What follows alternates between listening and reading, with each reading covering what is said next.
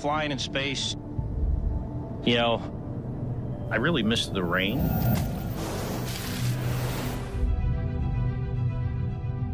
The sound of rain and the rain hitting you when you're walking outside. In 2 months, Scott Kelly will begin a year-long stay in space.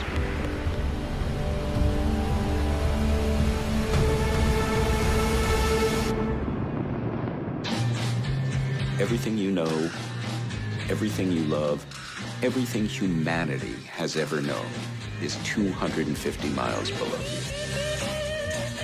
I said to my brother, I'll be in space and flying all the way around the sun 1 lap in a year. And he's like, yeah, so will I. The rest of us will be doing the same thing on Spaceship Earth. It's just such a different thing when there's someone you know and someone you love right there at the pointy tip of that rocket. I'd like to wish you good luck on your trip. I love you, Daddy. A lot can happen in a year. The unmanned rocket bound for the station with much-needed food and supplies exploding. Yeah, it seems like I've been up here for a long time already.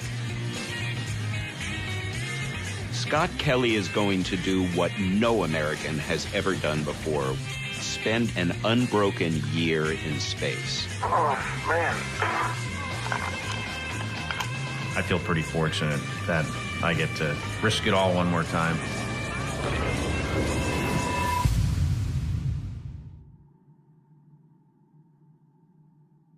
A Year in Space was made possible in part by contributions to your PBS station from viewers like you. Thank you.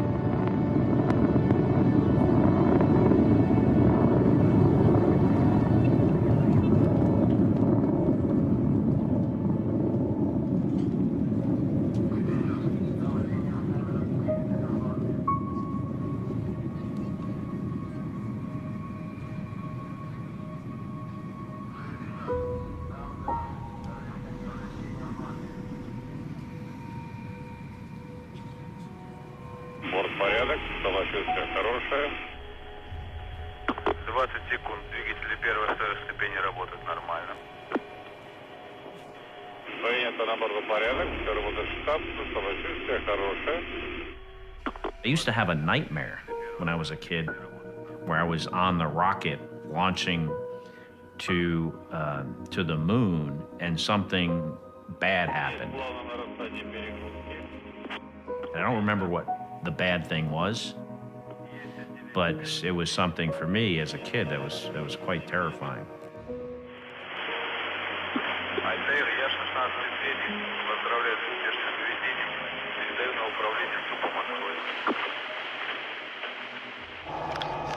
О, пошла съемка. Все работает. Прекрасно. Ё-моё, гайс, целый год. Захнул Ир, гайс. Не напоминай, Гена, ну что, блядь. Вы Иру, блядь. Иру.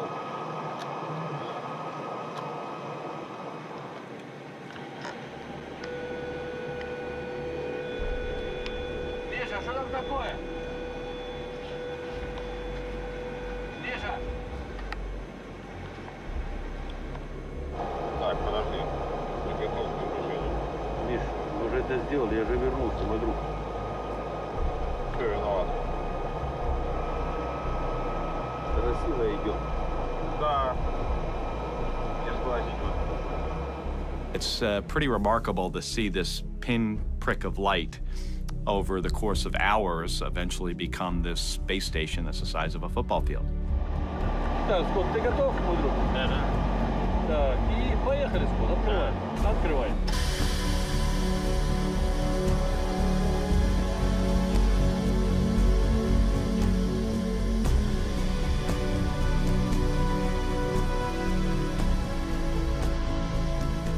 The whole process of rendezvousing and docking with this thing that's moving 17,500 miles an hour is a pretty incredible concept. So the way you rendezvous with a spacecraft is you kind of get underneath it and you sneak up on it. You know where they are right now? No.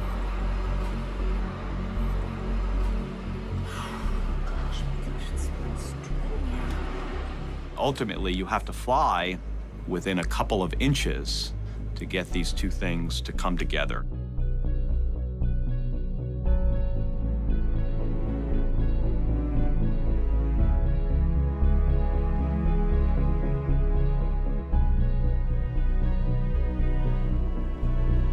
You can see the International Space Station smack dab in the middle of your view there. Soyuz craft in view from the International Space Station on its final approach toward the hoist module. At the end, you know, there's no computers helping you anymore. The commander has to manually fly this thing. 45 meters, 0.19 meters per second. Right? Soyuz continuing to close in. You're just looking out the window and using your skills as a pilot, and you've got to be accurate within about 2 inches.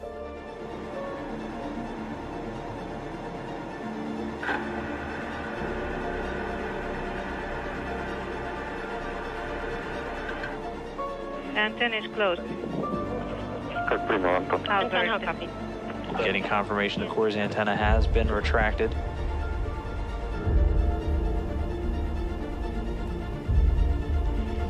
We'll be standing by for docking confirmation under 10 meters away.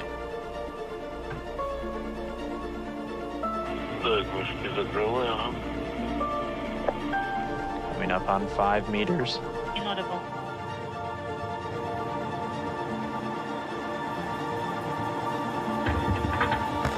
Contact.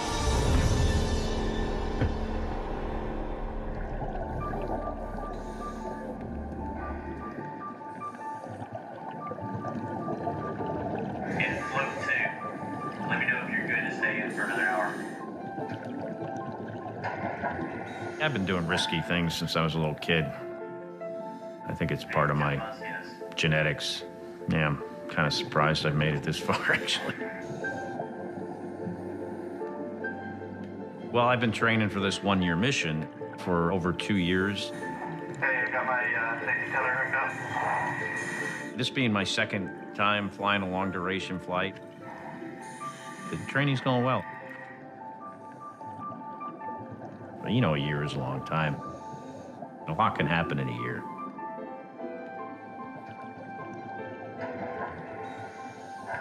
The biggest justification for the year in space experiment is to see how well the human body can withstand long-term space travel. A trip to and from Mars would take, say, 2.5 years. Getting to Mars requires multiple systems in NASA to be working at once. The system that's the most fragile and destructible of all, however, is the human body. NASA is doing a kind of a comparative study between my brother Mark and I, since we have very similar DNA. You know, that we're identical twins. So this thing is not meant to walk around. While twins are born with the same genetic material, it changes over time. And maybe it changes more rapidly in space than on Earth. He'll get tired soon. Yeah. Okay. Would I fly to Mars? Well, I wouldn't fly the one-way trip to Mars. I don't know. Maybe I like Earth too much.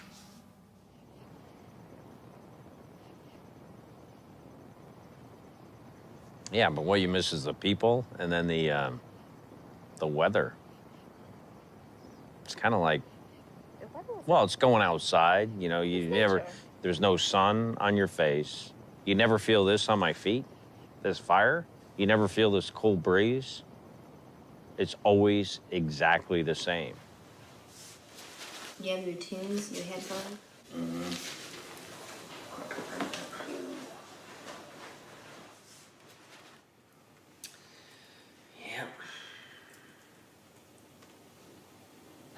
What did you say this morning that was funny?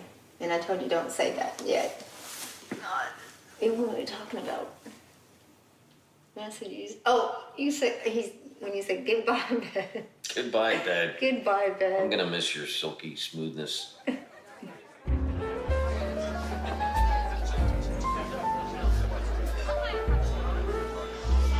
we be really quiet for a sound test real quick?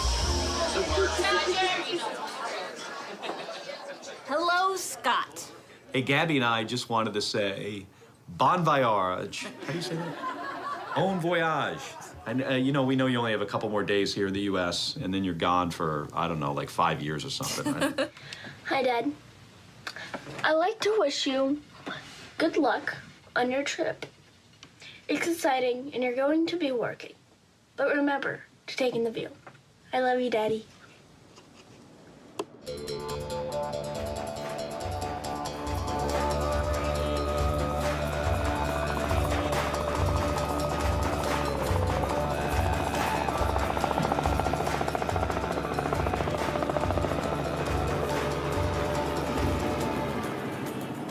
Ever since the shuttle stood down, the U.S. has no way to get astronauts into space. Baikonur is the only way you can get out of town if what you're talking about is getting off the Earth.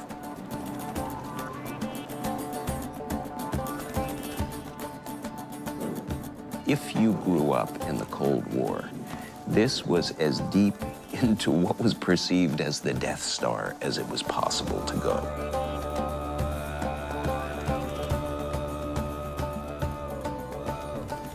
Was the place that gave us the Soviet dominance of the high ground of space, and it scared the daylights out of us. You may fly when ready.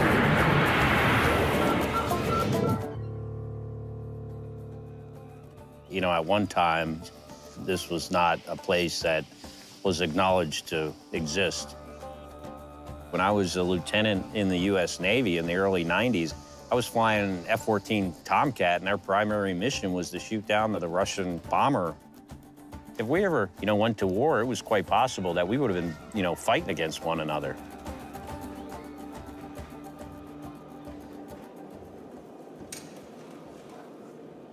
The Soyuz, the word in Russian stands for union, and we train in this one sometimes.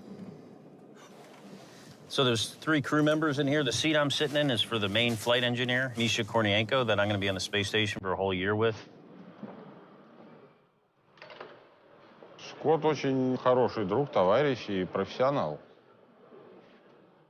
Я считаю, что мне повезло, что мы летим вместе с ним, потому что у нас очень хорошие взаимоотношения. И мы очень много общались в течение подготовки. You know, I've known him for 15 years. Since I first started coming out here. I call him my brother from another mother. He thinks that's funny. There is obviously tension between the U.S. and Russia, but it's not something that the crew members ever talk about. You know, we're not politicians, and we leave it to the politicians from our respective countries to do that for us. Я так думаю, что если запустить наших президентов хотя бы недельки на 2 в космос, то на Земле все дела бы уладились.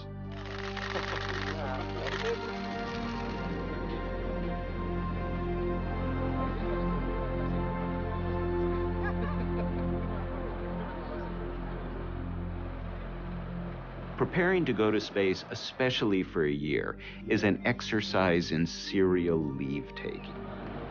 You go from your home to Russia, to the hermetically sealed environment of your spacecraft, until finally you go to orbit. Step by step, you decouple from what's familiar on Earth.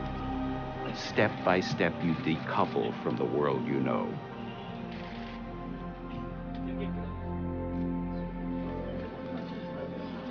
Hey, I left some stuff up in the gym, so you can bring it back. A couple shirts. I'll be watching live.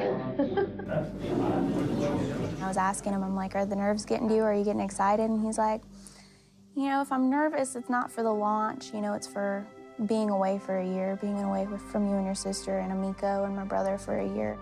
5 minutes. He's got his eyes on you, too. Stayed off. Here they come.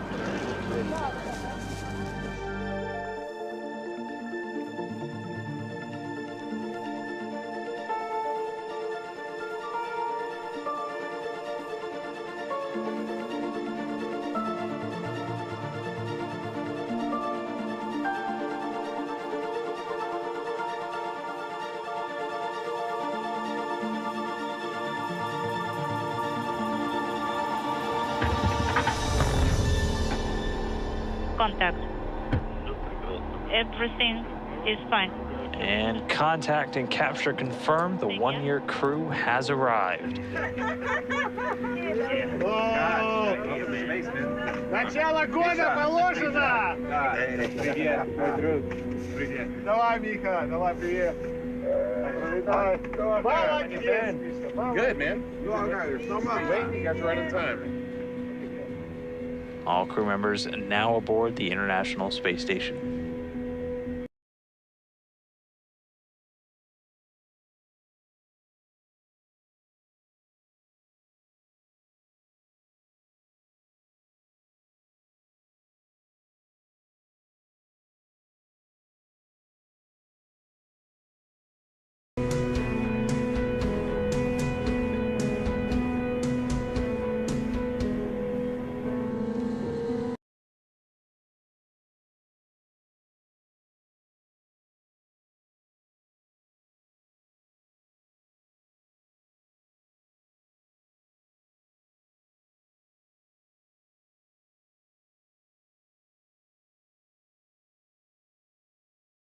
Who have been to the space station before and come back to it experience a high at first. It's a homecoming. It's a place they feel sentimental about, even though it's just a gigantic machine. Я считаю, что нам повезло со Скоттом, несмотря на то, что, конечно, это тяжелая и трудная миссия, но нам повезло, и мы работаем вместе в течение столь длительного времени. Я считаю, что это прекрасный пример того, как можно и нужно работать вместе. Это замечательно. Scott, good morning. Good morning to you. I'm not sure where you are. You might be in Los Angeles, but greetings to you there in the U.S. Washington, D.C., Scott. You won't return to Earth until the spring of 2016. How far away does that seem to you, Scott? Well, I'm trying not to think about how far away that is because it is pretty far. A friend of mine suggested maybe it's better to count up versus counting down. Haven't started doing that yet either. I live and work here now. I'm going to be here for a long time, and as such, I just kind of have to pace myself.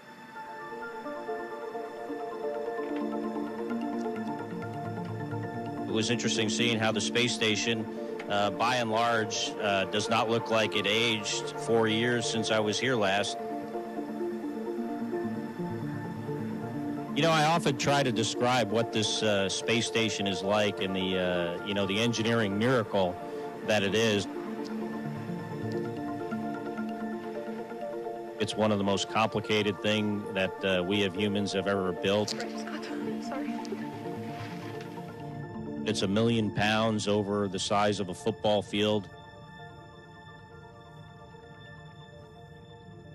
The space station, it's made principally of 15 different modules. There's a US segment at one end and a Russia segment at the other end. But it's all part of a single integrated whole. Any words for the camera? The personnel aboard the space station is an always changing thing. 3 new people come up, 3 existing people will go down.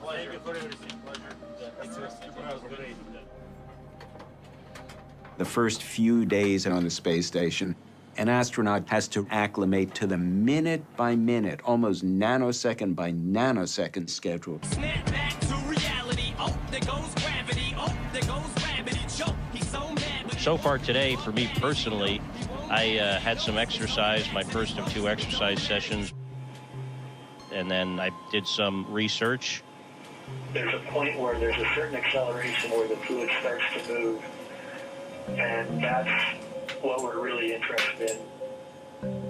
While I'm here, we'll do over 400 different experiments. The pace of work at times can be hectic. We're operators of the equipment. You got a hot trigger? Okay, sweet. We're the housekeeper, the person that cleans the place. What are you doing there, Terry? I'm working on AC. Sometimes you're fixing things. Sometimes your days might be devoted to a lot of science. Yeah, we like that plan moving forward, Scott. This morning I was doing an experiment called Spheres that uses these small satellites and control algorithms that, try to understand how to control satellites in space.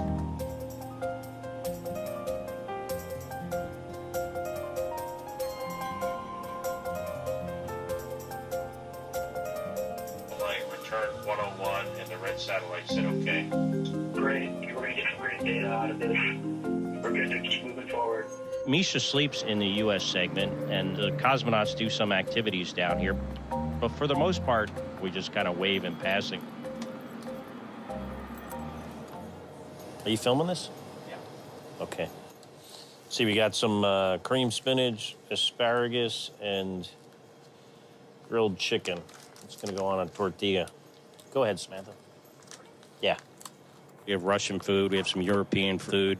I have a Japanese crew member that'll be getting up here next month, and we'll have some Japanese food when he gets here.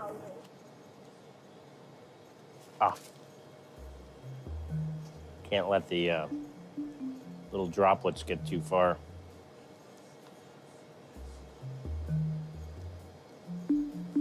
Surface tension is very important. If we didn't have surface tension in space, we'd be in big trouble in a lot of areas.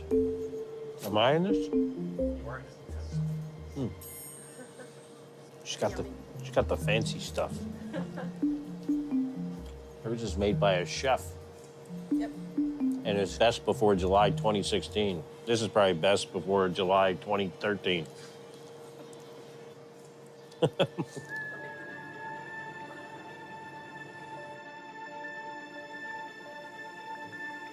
Stuff. It's a module full of stuff. Kind of our basement. Every single bit of cargo in that spacecraft is measured down to the ounce. Every payload that comes up is essential. Wet trash bags, disinfectant wipes, hygiene towels are what you use to take a shower with. I need a washcloth. You get one a week. Come in here and grab a washcloth. There's not a single piece of equipment, food, or clothing aboard the International Space Station that didn't have to get there by a rocket. You don't know what's going to happen until that rocket takes off. There's a real and measurable chance it won't get there at all. Good day from the International Space Station Flight Control Room at the Johnson Space Center in Houston. You are looking live at the Baikonur Cosmodrome in Kazakhstan, where a Soyuz booster rocket is poised for launch to deliver more than 3 tons of supplies for the expedition crew aboard the International Space Station. 3, 2, 1, maximum thrust and liftoff.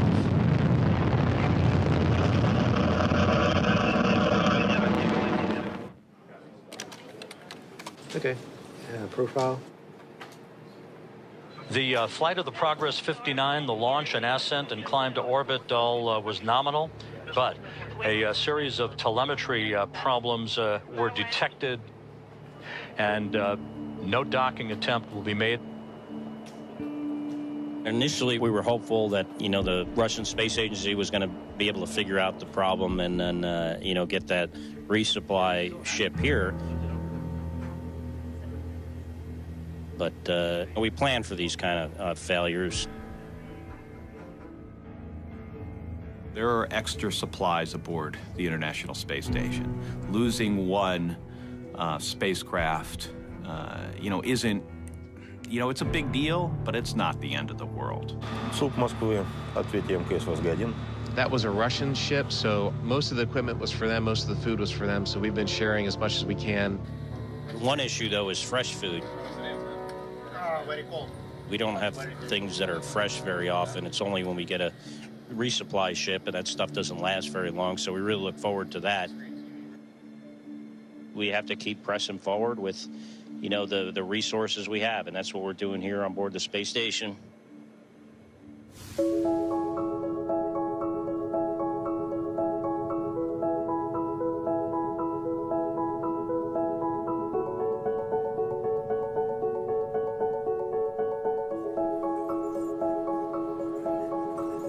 The science that we're doing on Misha and I is to understand how we can live and work in space for longer periods of time so we could eventually go to Mars. You've been in space a long time, you can try stuff like this. We need to understand better the bone loss, the muscle loss that occurs in microgravity. Make it down to the end one of these days. You know, sometimes I think I feel completely normal, but then the next day I think, you know, I don't. И немножко гимнастики. И можем даже на одной руке. А вам слабо?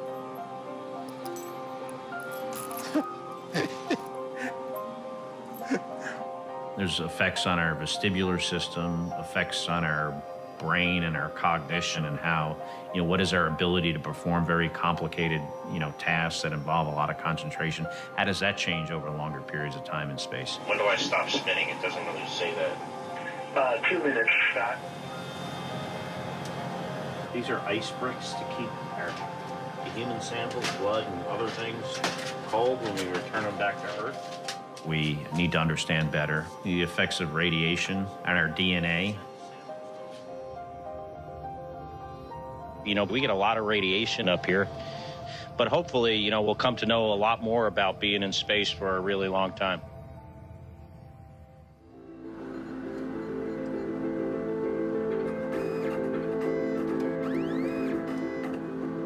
The thing that I worry about, and I think my brother probably thinks about, what's the radiation dose? What's the impact of that over the next 40 years? I mean, is that going to result in him getting some kind of cancer? It's the big unknown. But that's a choice he made, you know, to further science, to further our space program. I wouldn't normally do this, but the fact that my brother... Oh, this is new.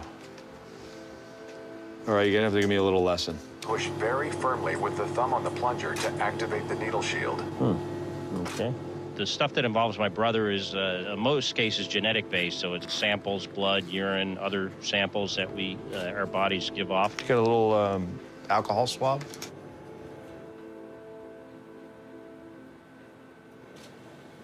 Ow. We're done. If you don't mind, I mean, I'll jump right in. We've gotten a lot of questions over the last week, obviously, in the wake of the loss of the cargo vehicle. How are the supply levels looking for you guys on board the International Space Station? I'm still consciously thinking about, you know, maybe using all the food we have, water, definitely thinking about that.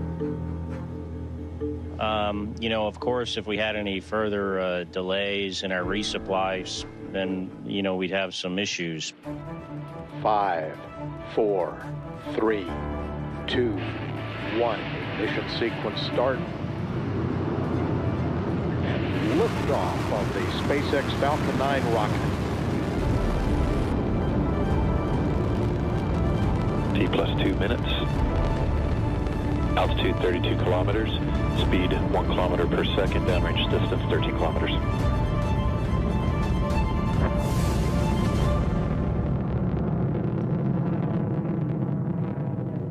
Appear to have had a launch vehicle failure. Standing by for some information.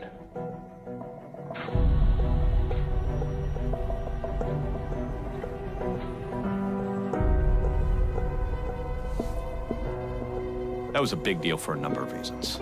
We lost all the food and the supplies, so now the crew members get into the position of really having to start to think about, you know, we're getting to the point where we might have to start rationing our food.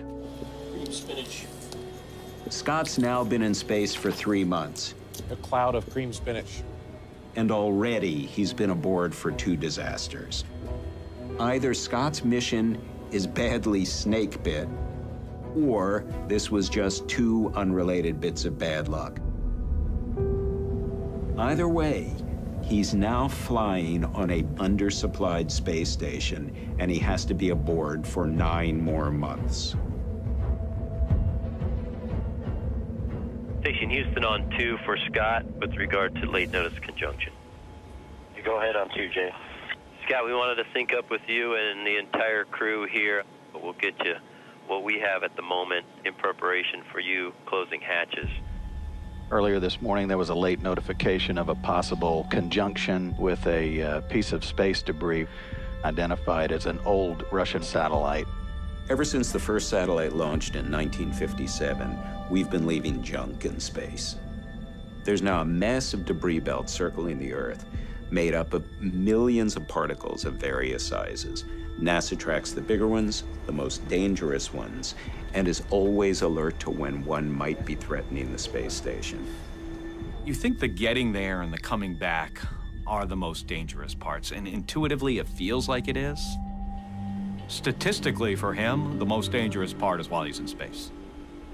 When you're in space for a year, the risk of having a fire on board or an ammonia leak or having orbital debris hitting the space station, that's the highest risk. The space station is fragile. If it did get hit with something going really fast, very large, it could do some damage.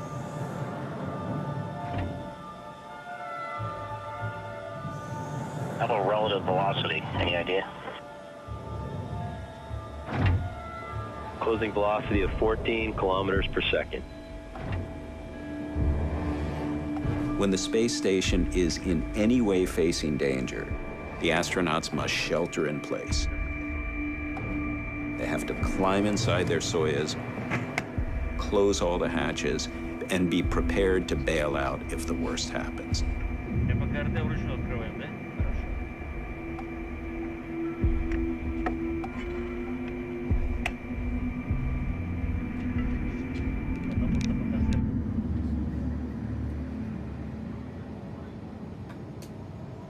Flight controllers standing by here in Mission Control. Just 30 seconds to go until the time of closest approach. 1 second.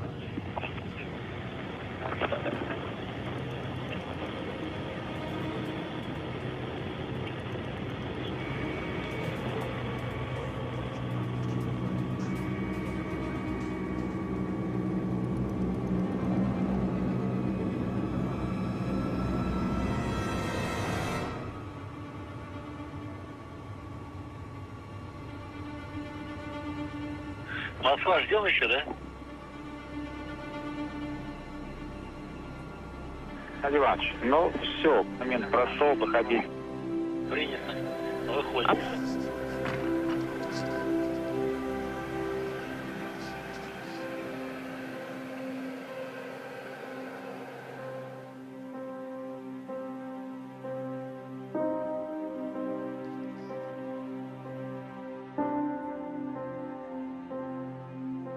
I don't know how many days we've been here.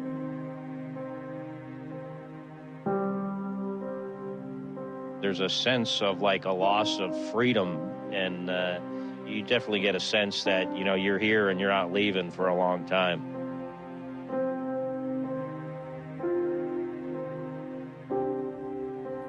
Last night, we had some incredible aurora outside.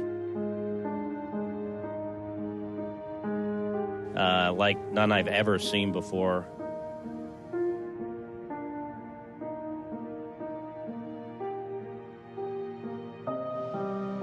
So, you know, what's Earth? I kind of forgot what it's like to live down there, it seems like. Yeah, and I'm being sincere. There are certain, like, senses and things that I'm like, wow, that seems like so long ago. Some higher wages. And, you know, I also look at it like I have a long ways ahead of me, too. Chaos in the streets as riot police.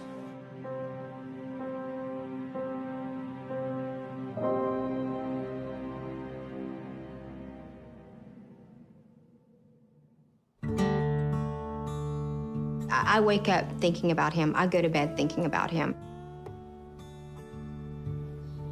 I talk to him every day, at least once.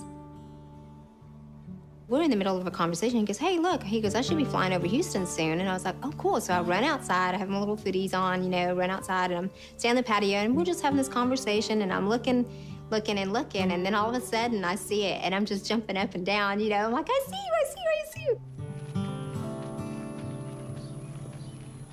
I like to take videos, really short little clips, because I recall certain things that he talked about missing. I'm in Memorial Park, going for a bike ride. He even talked about this recently. He was talking about he missed the weather, and he missed the rain. And so one morning, it was just a deluge. And so I just ran outside, stuck my feet out, and just recorded the rain. It's a beautiful rainy day here in Houston.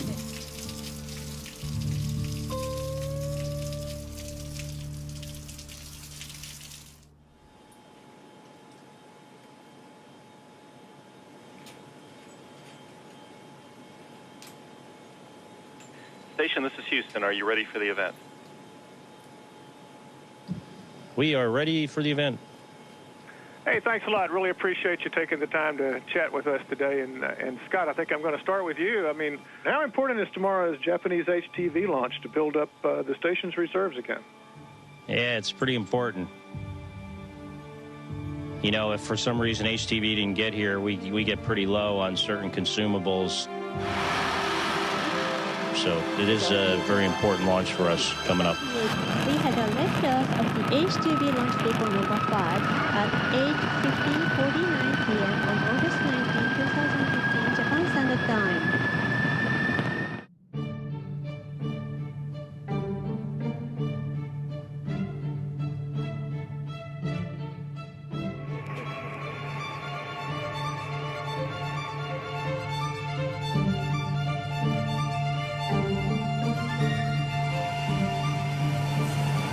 Okay, everything looks good. The light is essentially centered on the circle, and the circle is essentially centered on the corridor center. Our capture prep is confirmed, and we are ready for HTV capture.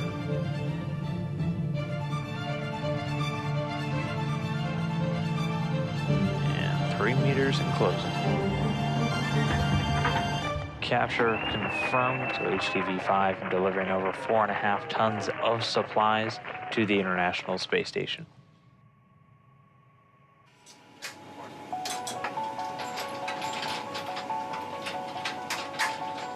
Space has its own unique smell. Smell space.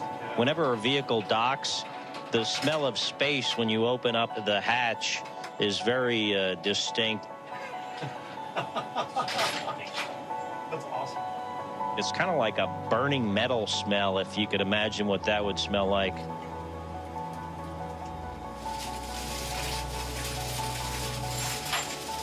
P106 to J106 on the Node 2 side. Node 2 side first. Yeah. Surely this one's saying like... We just got the new supplies, and it really helped with regards to our provisioning. Oh, that smells good.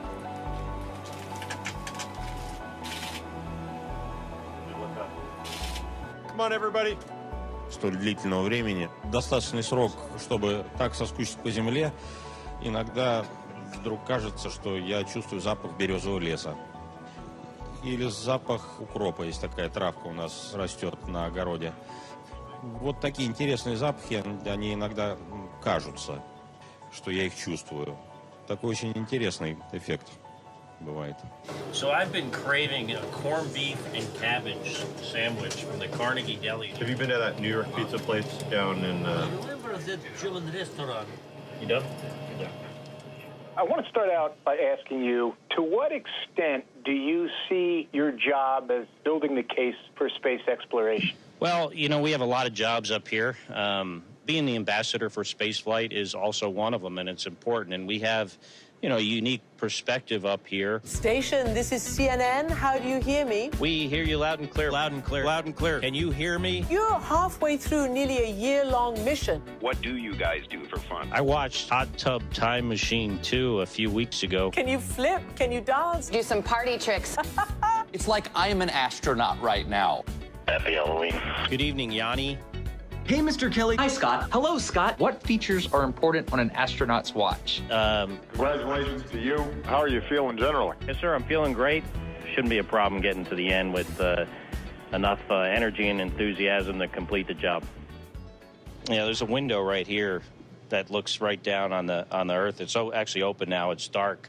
Not sure exactly where we are, but you definitely feel like you're here, and everyone else and everything that you care about and love and, is important to you is down there.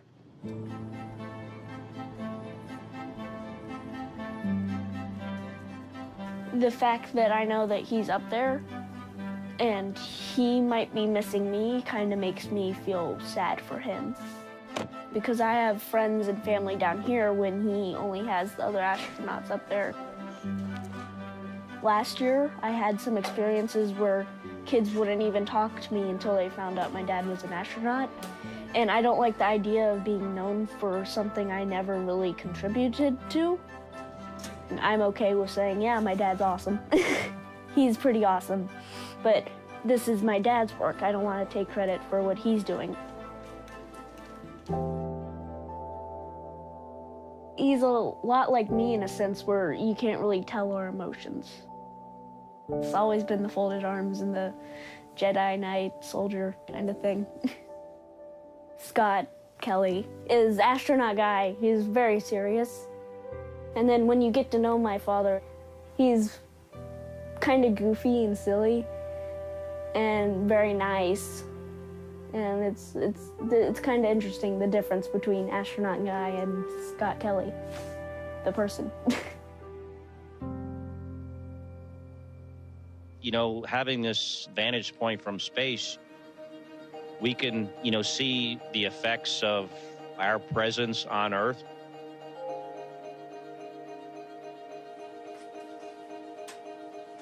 There are no political borders when you look down at the planet. So it does look like we are all part of one big team.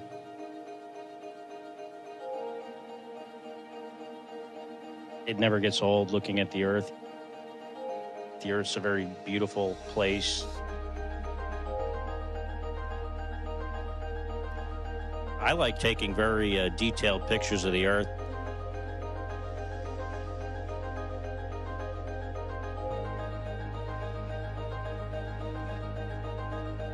For me, it's somewhat of a challenge to figure out something I want to get a picture of and have the timing all work out and get a really good shot.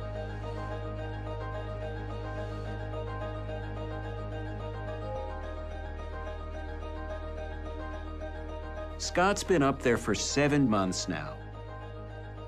Coming home is still so far away that you can't begin looking forward to it. It's those critical months, months 7, 8, and 9, that if you're going to find that your performance has slacked off and that your mood has taken a nosedive, that's when it's going to happen. I'll continue to turn these, but I've turned them, 100 times, pushing on the bolt.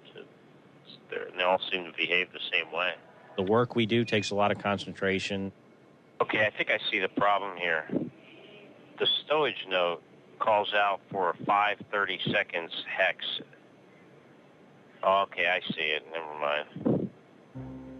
For me, the hardest thing has been trying to manage that level of fatigue. So when I get to the end of this, I have, as much in the tank as I did in the beginning. If I was to go to sleep right now, I might be watching a movie or something. Obviously, to turn these lights out.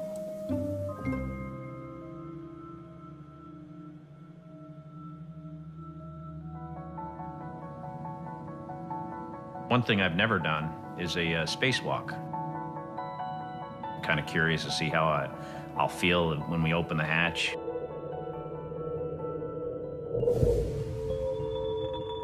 know, if there's a kind of scared of heights aspect to it. Start your buddy checks head to toe, call it out, and I'll let you know if you missed anything. I think the longer you've been up here, the more prepared you are to go outside. That's good. Your ability to move around and understand how you need to control your body. Helmet lights operational, I'm gonna check. And how the small amounts of force you use to move and position yourself is something you really get a good sense for over time. The action in the airlock. The gate is closed and the slider is locked. Copy that, guys. Station Houston on 1, we're go for EVA. TV1 copy, CV2 copies. Thanks, guys, and I'll see you on the other side. TV1 copies, TV2 copies. I wasn't sure whether we were going to open up the hatch in daylight or darkness. I wasn't quite sure what time of day it was. The hatch doesn't have a window in it. And Houston, hatch is open.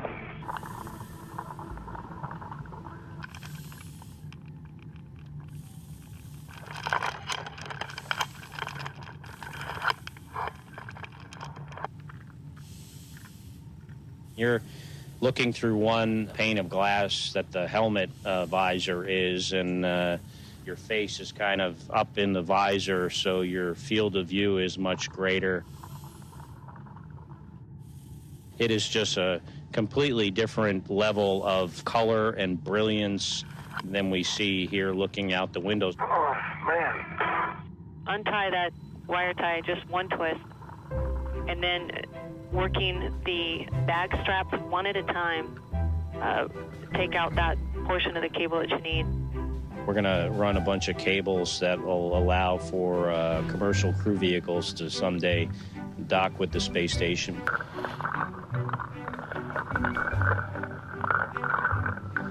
There's this alpha magnetic spectrometer that's having some cooling issues. We're going to put some insulating blankets on it. Got that left foot giving you trouble? Yeah, it's hard to tell if it's in or not. Try pulling it back just slightly and then rotate your heel. All right, I think I'm in. Nice work. So, yeah. Our robot arm has a sticky end effector that I'm going to lubricate. So I'm not too confident in that one, so I'd suggest I put some more grease on the cradle and try it again. That's how you earn your paycheck today.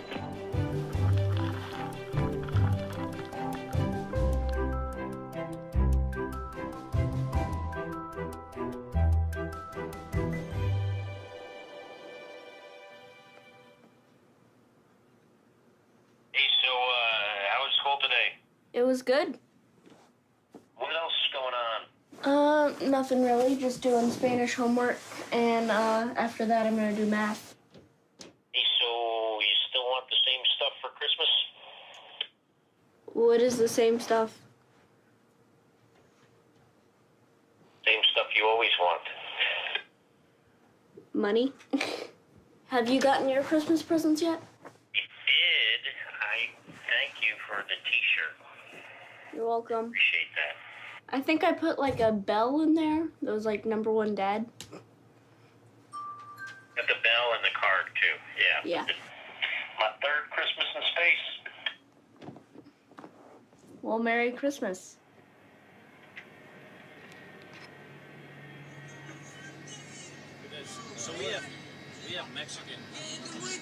Итак, Новый год стартует, друзья, на Международной космической станции. С Новым годом, друзья! Hi, Scott Kelly aboard the International Space Station. I want to go and check on my flowers I'm growing here.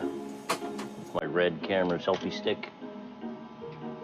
It's pretty cool in here, the color at least.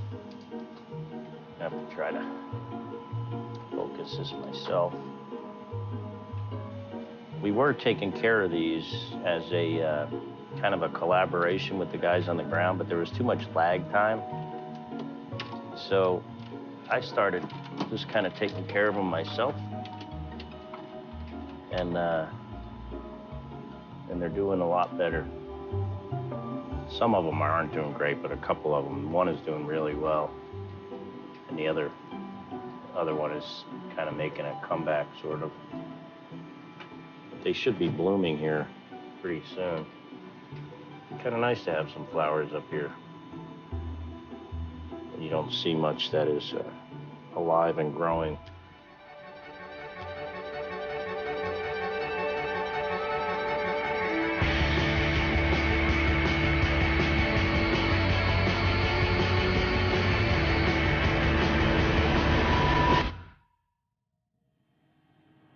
You know, for a long time I was counting up. So I could have told you how many days we've been here. It's definitely over 300, but I can't tell you exactly. I can tell you there are 26 days left, but that's mostly because my friend Misha here keeps reminding me how many days we have left.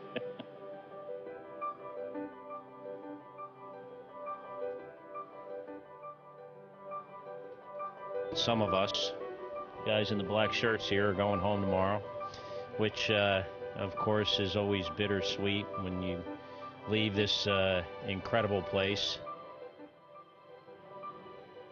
The space station is really a magical place to live and work. It is the most incredible experience I think humans can really experience. At the same time, when you're in one place for a really long time, after a while you want to leave.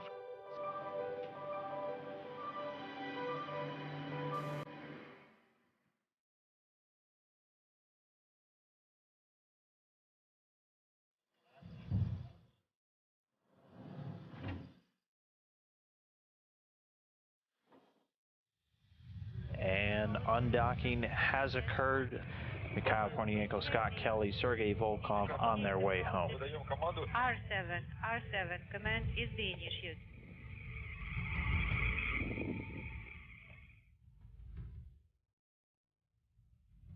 Having been here for a long time, the thing I'm the most concerned with is that this will be the last time I would have the ability to do this kind of thing. Stand by for the start of the deorbit burn. We confirm that at 6:32, the thrusters have fired. The intense heat of re-entry that builds up around the vehicle forms a plasma, also entering their period of maximum G-force loads. The crew members typically experiencing about 4 to 5 times Earth's gravity. It's like going over Niagara Falls in a barrel, but while you're on fire. And as soon as you realize you're not going to die, it's the most fun you've ever had.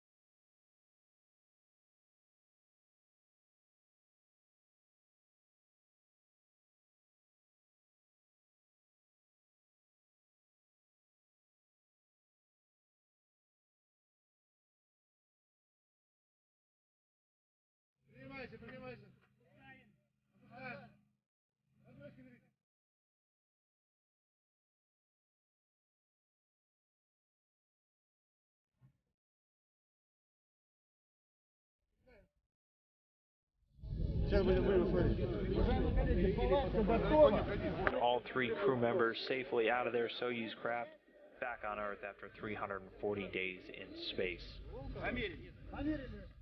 I'll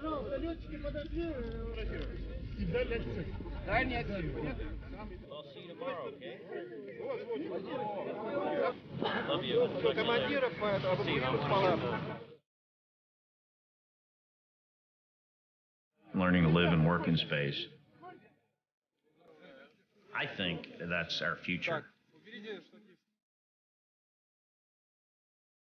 One of the great things about having the privilege to be able to fly in space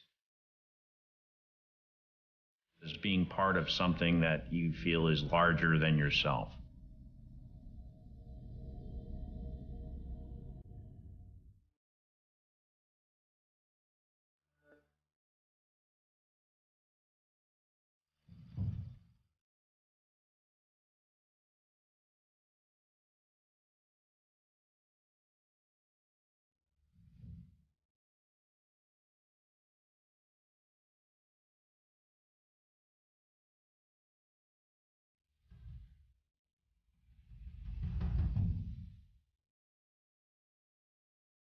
A Year in Space was made possible in part by contributions to your PBS station from viewers like you. Thank you.